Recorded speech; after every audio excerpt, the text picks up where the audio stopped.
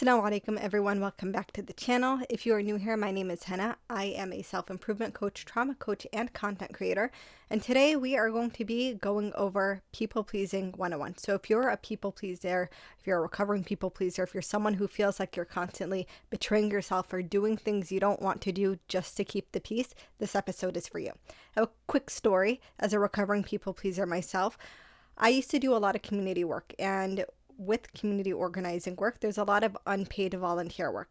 So there was constant times where I felt like I was saying yes to things that I didn't want to do out of obligation or duty, or maybe because of the person whoever was asking. I didn't want to feel like I was disrespecting them.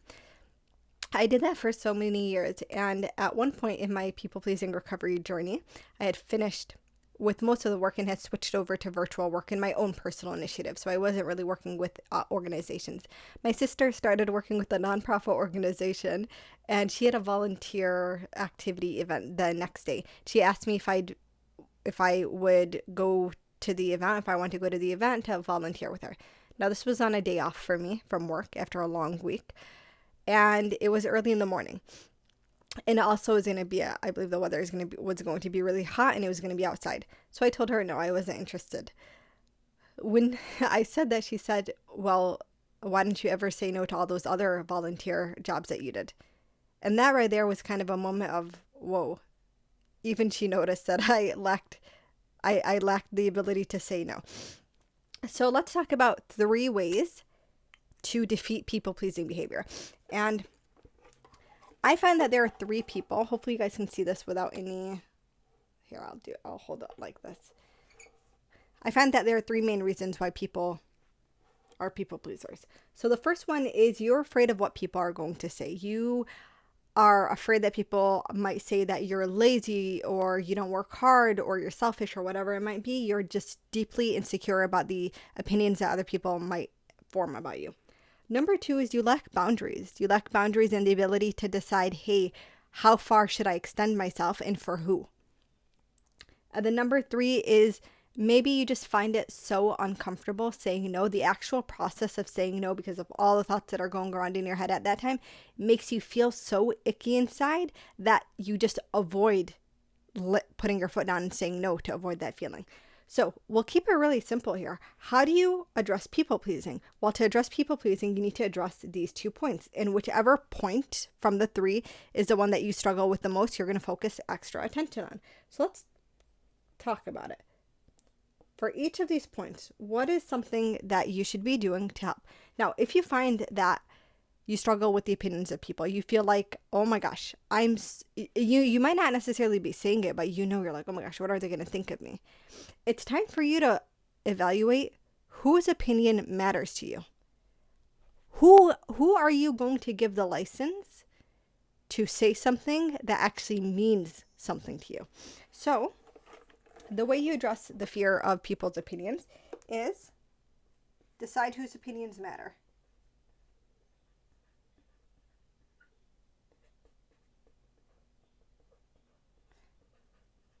Okay? You're going to decide whose opinions matter. Who is it that actually gets to tell you off, and you're going to listen to it, right? Because then if it's someone who you really don't care about their opinion, you don't care about their perception of you, it's much easier to say, no, I'm not going to do what you're asking me to do. Number 2, let's say you struggle with boundaries. Well, I have a quick trick for you, and this is something that I call my 48-hour rule. It is hard to write from the side. There we go. 48-hour rule. If you lack boundaries, it is time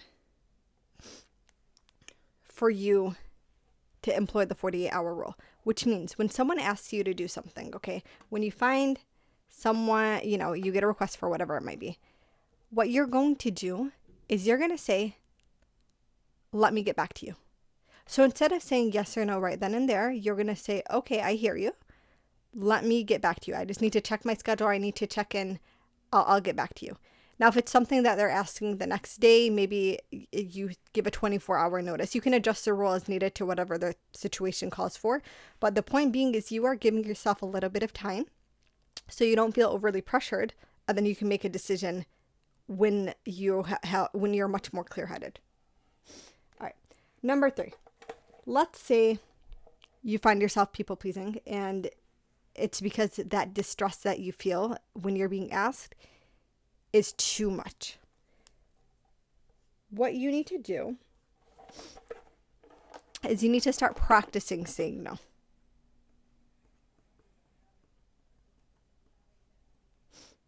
Okay, so what does that mean? You can't do big things without doing small things leading up to it, right? You can't expect to be able to run a marathon if you've never, ran half a mile before. To be able to get to the point where you are able to stop people pleasing, you need to practice saying no with little things. So maybe, and it doesn't even have to be that someone's requesting something of you. Maybe someone asks if you would like to do something. Hey, do you want to go out to, I don't know, like, do you want to go for a walk with me? Even if maybe you want to say yes, you say no, just so you can get a sense of saying it. Someone asks you something and it's really not that big of a deal.